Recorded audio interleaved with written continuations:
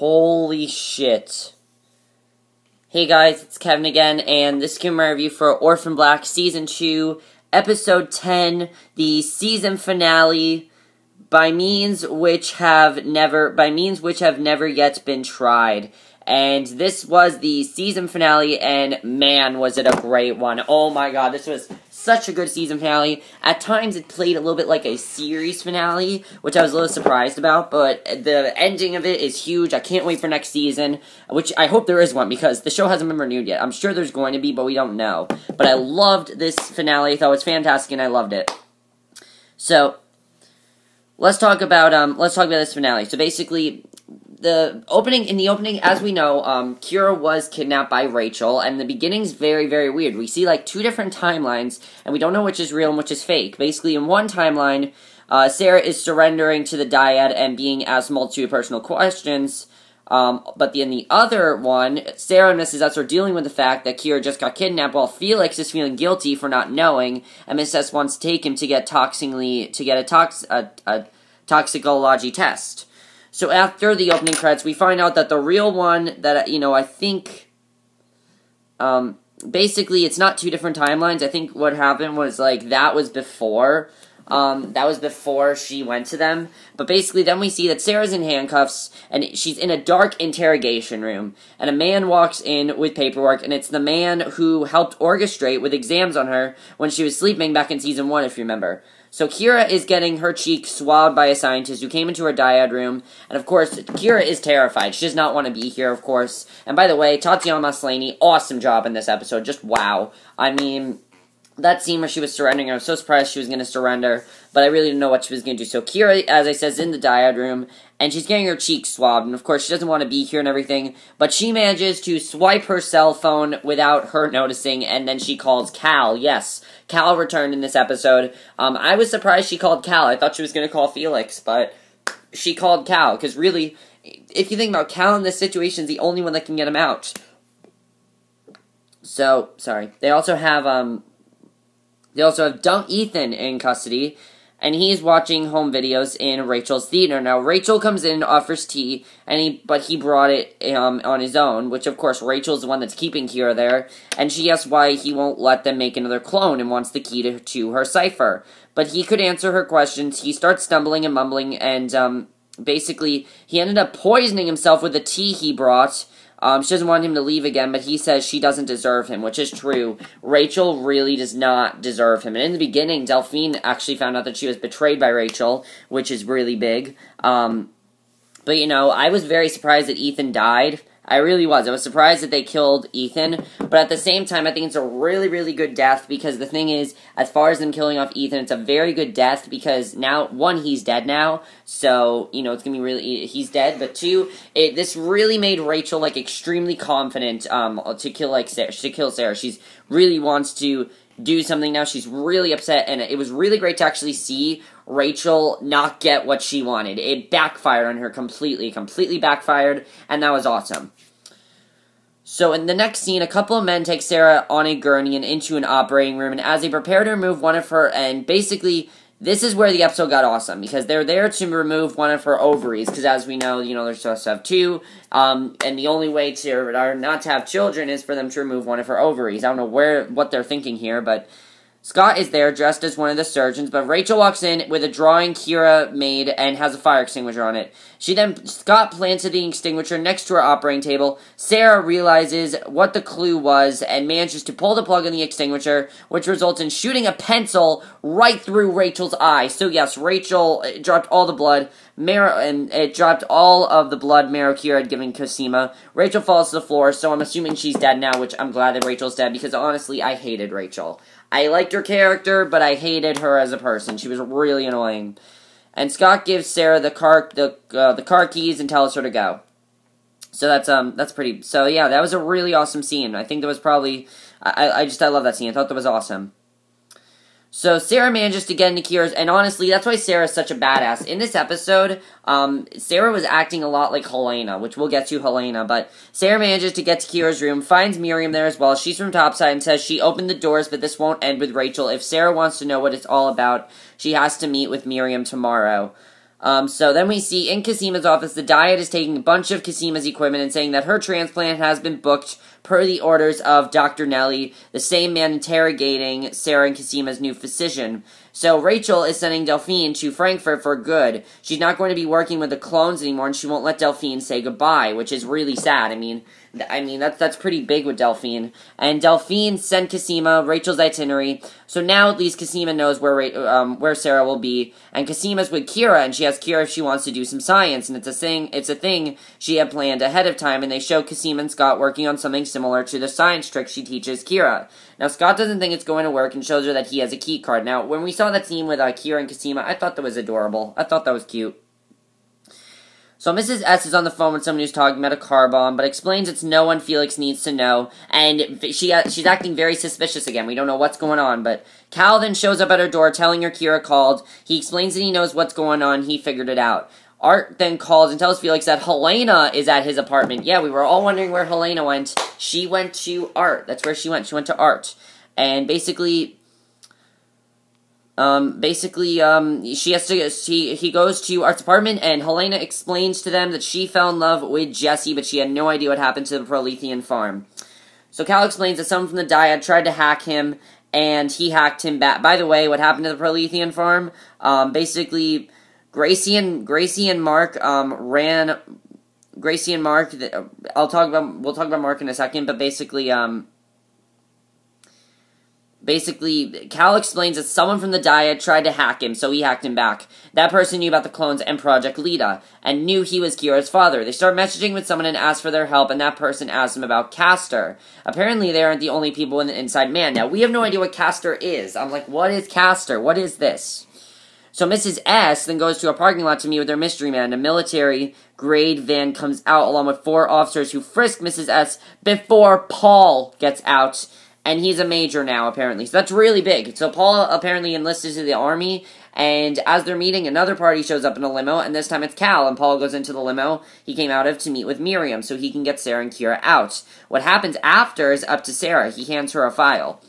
So Sarah then manages to get Cosima away as well, and they're all at Felix's place. And basically, they're happy now. They really are. They're happy now, and I like that. It seemed like everything was okay. It really seemed like they were going to be safe here. I really enjoyed these next few scenes, because basically, we see a very sweet moment, because Felix says, there's someone down here that wants to, we see Kira, and Felix said, there's someone down here who wants to meet you. And it turns out that it's Helena.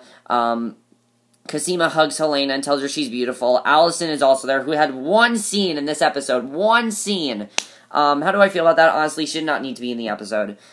She meets Helena. Helena mentions she wants to get married one day, too, and it's just so sweet, because Helena has come so far from, she's come so far from where she was at the end of Season 1 to now. She's so completely different now. She's completely changed, and I love that about her character. She's the character that's changed most in the entire show, which is just huge. She really is the character that's changed the most, and it's really, really awesome to see how much she changed. I love that about, this episode, that we really got to see how much Helena changed. It was awesome to watch. So then we see a very sweet, very fun scene. Cosima puts on some music and takes off her breathing tube and starts dancing. So now they're all dancing and everything. And basically, the next morning, it's really fun here, because you see a bunch of the clones dancing. And it's really fun? Tatiana Maslany had to dance as 4 different clones, people. 4 different clones. She really deserves that Critics' Choice Television Award, winner that she got. She really deserves that, because she's really awesome as all the clones, and that was really fun to watch. So the next morning, Cosima and Sarah are bonding while Helena gets up and leaves. She has to leave, leaving a bucket of liquid nitrogen. And Sarah says she can't do this without Cosima, and Cosima says they have to keep moving forward. So Cosima and Sarah possibly working together? I don't know, we'll have to see. But basically, as Helena leaves, she gets kidnapped and tased by 2 random men. Now, that was an awesome thing right there. I thought that's how the episode was going to end, but that's not how the episode ended. Because then Sarah, of course, still had to meet with Miriam. As we know, she had to meet with Miriam at her house. Basically, Kira goes to give Cosima to get her to read her a story, and Cosima, for some reason, is not waking up. She doesn't know why she's waking up. She's not waking up. Now, we think that she's dead at this point. She's not waking up. So, Kira right away thinks she's dead. However, Cosima wakes up, but the weirdest thing is when she sees Kira, she then sees a vision of Delphine saying, "Don't go anywhere, I'll be right here, I'll be right here." I have no idea what that is about, but for some reason, Cosima is seeing visions of Delphine now. I have no idea what that's about. I guess we'll just have to see. But basically, Sarah is met by a child named Charlotte who looks exactly like the girl in Rachel's home videos, and that's really big. And it turns out that this girl's another clone, but she's only 8. She's actually Kira's aunt, and that's huge, because finally we've actually met a clone that's not played by Tatiana Maslany. This girl is not played by Tatiana Maslany. She's played by some little girl who's a very good actress. I have no idea who she is, but she seems like she's a very good actress. She's not played by Tatiana Maslany, which is really big, because so far, all of the clones have been played by Tatiana Maslany. By the way, what happened to Tony? What happened to Tony? Like, seriously, we saw Tony, and nothing happened with him. I just want to know, what happened to Tony? But, that was really interesting, because now we're going to have to see where this girl goes, because as I said, she's not played by Tatiana Maslany, and she's also the youngest clone of all the clones we've met so far. So she's Miriam explains that she adopted Charlotte, and there went over 400 attempts to make another clone, and she's the only survivor. So Miriam explains she's going to tell Sarah something extremely precious, which she needs to know. So basically, we don't know what it is about or anything, but basically, then we see that during story time, Kira gives Cosima the book that Ethan gave her, and Cosima realizes all of the genetics keys are in there. So Cosima might actually find out why she's getting sick, why she was in such bad condition, what actually is happening to her. I think Cosima's going to find out. 1, she's extremely smart. 2, I think she finally has found out what's happening to her. So then, basically, Mira explains to Sarah that she explains that there are other companies like Topside, and they formed a monopoly on what they study. But Miriam couldn't have done this without Sarah's Sarah's mother's help. The military worked on their own male clones, labeled Project Castor. Yeah, that's huge, because now we know there are male clones, which is just wow, because I always thought there were just female clones, but apparently there are male clones now. And basically now that they're male clones, while Dyad worked with female clones. So Miriam takes her to look at one of them. And while all this is happening, Helena is transferred to a gigantic military plane guarded by men who looks exactly like Mark. That's really big. That's really, really big, because basically this guy that she's taken to, we don't know where she went, but Mark is the new male clone, and we also see Mark getting married to Gracie. And that's how the finale ended. And honestly, it was such a good finale. I love this finale. I was so into this finale. I think this is the best episode of Orphan Black ever. Like, ever. Not just finale, period. The best episode of Orphan Black so far. It was such a great episode. I was so into this episode. So much shit went down this episode. Like, seriously, there were so many amounts of shit that went down in this episode. It was really awesome, because we have a lot we need to talk about now. 1, what is going on with these male clones? Can we trust them? I really don't know what's going on there. We're going to have to see, but I think it's really awesome that they brought in this idea of male clones, because there could be some that we don't even know about. I mean, the guy that turned out to be a male clone looked like Hannibal Lecter. So do they have anything to do with cannibalism? I don't know. I feel like these male clones are going to be, like, much more different than the female clones. We're going to have to see.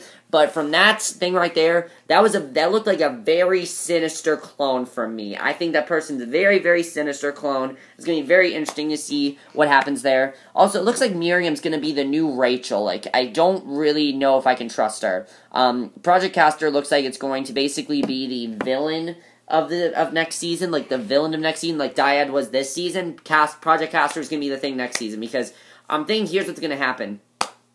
There aren't a lot of male clones, but there are a lot of female clones. They're going to try to take out all the female clones so they can make more male clones. I think that's what's probably going to happen. They want to make more male clones, but they want less female clones. I'm thinking there's going to be like a battle of the sexes here, which is going to honestly be really awesome, because it'll be something this show hasn't done yet. Honestly, for me, when you have a show, you shouldn't try to make your next season exactly like the last one. This is completely different now, because now we have male clones, so that's going to be really, really cool, and I really like that about this finale. Also, why is Cosima seeing a vision of Delphine now? What's going on there? I really don't know what's going on there. And where is Helena being taken to?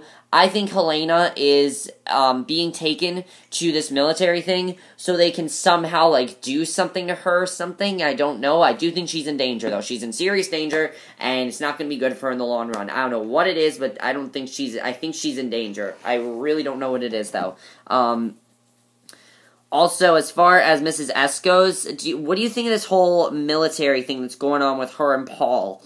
I don't know if I can trust her or not. Like, I feel like I really don't know if I can trust her. I really don't know. I guess we'll just have to see what happens with Mrs.S and Paul. Kira. I think Kira's going to play... She played a huge role this season, but I think she's going to play an even bigger role next season because she's going to try to help Cosima. She's going to be much more involved with Cosima now. She was involved with Sarah this season, but I think for the first time in the entire show, she's going to be involved with Cosima, and that's going to be really awesome to see. Maybe Cosima and Kira working together. I'm looking forward to seeing what's going to happen there. My other thing that I'm wondering is Rachel actually dead? I don't know if Rachel's actually dead. I think we're just going to have to see what happened there. But, yeah, Mark's the new clone, and we're going to have to see what happens with Mark married to Gracie. I mean, as we know, Helena is going to somehow find Mark and Gracie, I'm pretty sure, because they're related to her plot. So I'm pretty sure she's going to meet up with Mark and Gracie again. We'll have to see what happens there. But, overall, I absolutely love this episode. Let me talk about this season in general. This season in general has been awesome. I've loved every single episode this season. I think every single episode has been really, really awesome. There hasn't been anything I've really not liked about this season. I've really liked pretty much everything about the season. I've loved everything this season. I love the plots this season. I really loved, even though I did not like Rachel's character, I still really did like her character. It's not that I didn't like her character. It's that I thought she was just an annoying person. She was annoying, but, you know, she did what she had to do. And Tatiana Maslany really stepped up her game this season. Like, she was great in Season 1, but holy shit, she was amazing in Season 2. By far, Season 2 is a lot better than Season 1. I'll say that right now. And I'm also going to say that while I love Season 1, I love Season 2 even more. And I'm also going to say, you know, the other thing that I'd say is about the show is that as much, it's Season 2, I think, definitely, they stepped up their game, and it's definitely going to be my top 10 of, you know how I do on, like, best TV shows? That's definitely going to be in my top 10, because this was an awesome season, and I absolutely loved it. I really liked the new characters as well. As far as Duncan dying, I thought that was actually a very good death. I was very happy they killed off Ethan, because in order to kill off Rachel, he had to get rid of Ethan, and that basically broke Rachel, and that was really awesome to watch Rachel's sort of journey throughout the show. I thought that was really cool to watch as well, to see where that's going to go. I kind of have a feeling Felix is going to die next season. I don't know, I feel like he doesn't serve as much of a purpose on the show anymore. As much as we love Felix, as much as, you know, we love Felix's character, I feel like he doesn't serve as much of a purpose on this show anymore. I don't know, that could just be me, but I really don't know. But that's my review, guys. I hope you enjoyed this video. Let me know what you guys thought of this finale. What is going to happen with these male clones? I'm very interested in seeing what's going to happen next season with the male clones. As we know, there was Tony, but he had a sex change, so he doesn't count as a male clone. You know, he really doesn't count. As far as this little girl, what's going to happen with this, new little girl now? You know, she's the first younger clone. We're going to have to see what happens with her. As far as, Miriam goes, do you think we're going to be able to trust Miriam? I don't know. Can we trust Mrs.S and Paul? I don't know. As we know, this is one of those shows where you don't know who to trust. Cosima and Kira, do you think they're going to be working together to find out what is actually happening to her? I think that we're going to find out what's happening. Why is Cosima seeing different visions of Delphine? I don't really understand that so much. What's going on with, Helena? Where's Helena being taken to? I don't know, but that's my review. I hope you enjoyed it, and I'll see you guys in my next video, which will be for another classic movie review. So I'll see you guys for that. Okay, bye.